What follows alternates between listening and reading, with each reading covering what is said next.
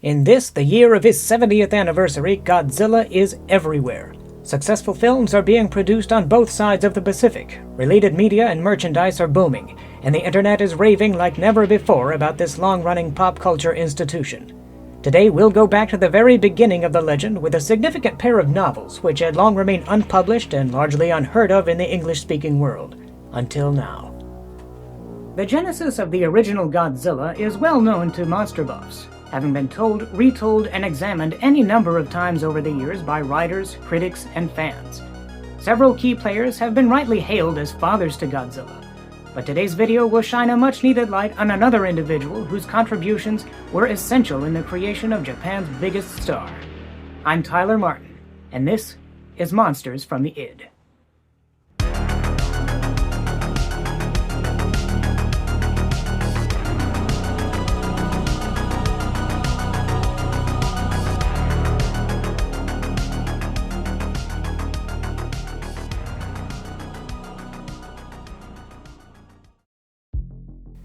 The year was 1954.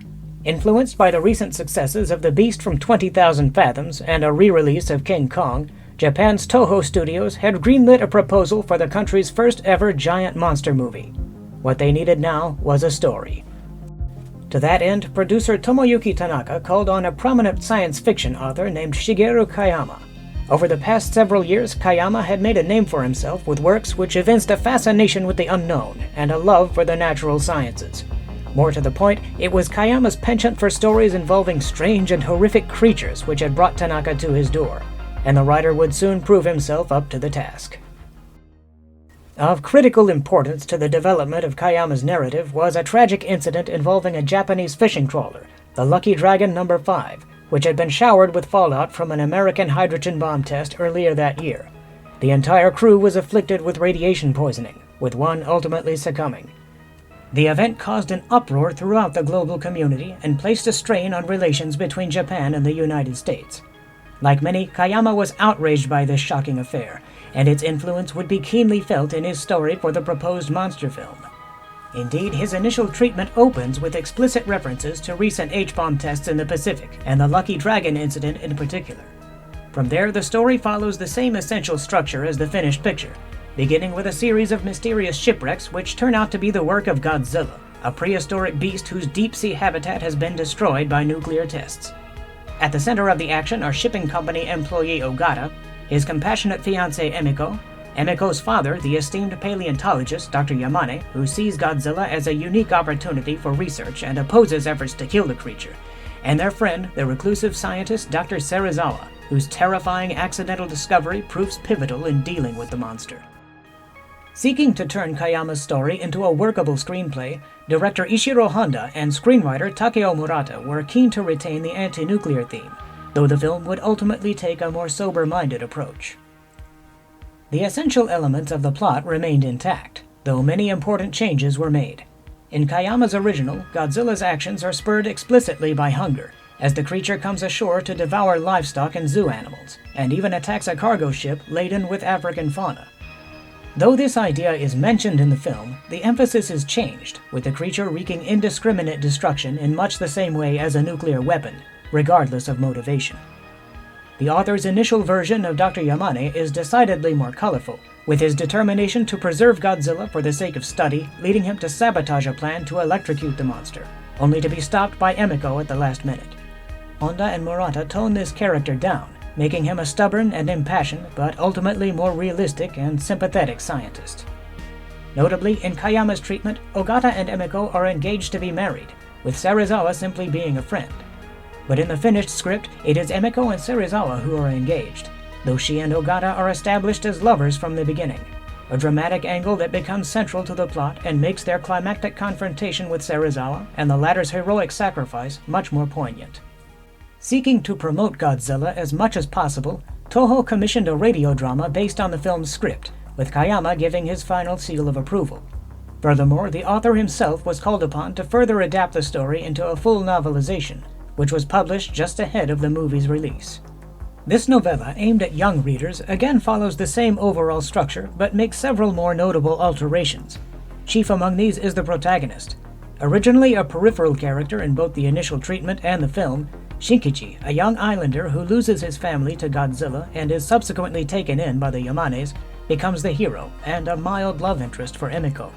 In this version, Ogata, demoted to a supporting role, is Shinkichi's superior at Tokyo Bay Rescue and Salvage. This change is understandable, as Shinkichi's status as a victim of Godzilla makes him a more logical choice for a main character as opposed to Ogata, who is less directly affected by the crisis. But it does lead to some odd moments, with Shinkichi being awkwardly shoehorned into scenes where he doesn't really belong. For example, why would Shinkichi, who has virtually no connection with Serizawa that we can see, join Emiko to confront the scientist vis-a-vis the oxygen destroyer? This sequence makes much more sense when Serizawa's friend Ogata is involved, and with the love triangle eliminated, the drama is weakened considerably. Making Shinkichi the hero is just one of the adjustments made to cater to the younger set, as there are numerous asides putting the reader in the place of youths caught up in the chaos. And taking advantage of said chaos is an apparent cult which reveres Godzilla as a kind of deity, and of which Dr. Yamane is briefly suspected of being the leader. It's a potentially compelling but rather pointless diversion which doesn't really lead anywhere. One suspects that had Kayama had the luxury of time, these ideas might have been fleshed out more effectively. As it stands though, the novella makes for an interesting read, representing as it does a peculiar game of telephone. First Kayama's story draft, then the screenplay adaptation by other parties, the radio drama by yet others, and finally back to Kayama for the novelization. Upon seeing the finished film, it is said that the writer was deeply moved. He wasn't the only one who was impressed, as Godzilla was an instant smash hit. Toho wanted more, and despite some initial misgivings, Kayama was roped in once again for a sequel. Released just 6 months later, Godzilla Raids Again introduces a second Godzilla, along with a dangerous rival, Anguirus. The pair are found locked in combat on a desolate island by two fishing pilots, Tsukioka and Kobayashi, whose lives and livelihoods are continually interrupted and endangered by the tussling beasts. The monsters eventually re-emerge in Osaka, where Godzilla manages to overcome Anguirus after a furious struggle. He then makes for the northern seas, where Tsukioka and company hatch a desperate plan to dispatch the creature. In contrast to the original Godzilla, Kayama's initial outline for Godzilla Raids Again has not surfaced in any form that this YouTuber is aware, so it is unfortunately impossible to know what changes were made from scenario to film. But also in contrast to the previous case, virtually no changes were made from film to novella. Though notable for introducing the genre staple of monster battles and sporting a few nice moments, Godzilla Raids Again is a far less inspired affair than its predecessor, characterized by a clumsily constructed narrative, tepid melodrama, and a general lack of charm, all of which carries over into the novelization. What minor alterations are made are of no consequence to the story, such as Anguirus being able to spew a deadly ray similar to Godzilla's. What's more, Kayama's adaptation reads less like a novel and more like a viewer simply describing the events of a movie, which makes for a rather flat reading experience. Regardless of the relative merits of the text at hand, it is undeniable that Shigeru Kayama played a vital role in the creation of Godzilla, and, more broadly, Japanese science fiction film in general. Sadly though, his contributions have been relegated more or less to footnote status. One possible reason is that, in contrast to the likes of Tanaka, Tsuburaya, Honda, and others who continued to mold the genre over the coming years, Kayama had bowed out of movies by the end of the 1950s. And although his Godzilla novels have been available in Japanese ever since publication, they remained virtually unknown in the West. A major step was taken in 2018 when Kappa Lab released an Italian translation of the first novella. This paved the way for fans Daniel DeMana and Robert Montserrat of the Godzilla Novelization Project to render this seminal work in English. The result, available online as of this recording, is very smooth and eminently readable. What deviations are made in terms of literal meaning only work to serve up the same kind of punch to English readers that the author originally provided to his Japanese audience.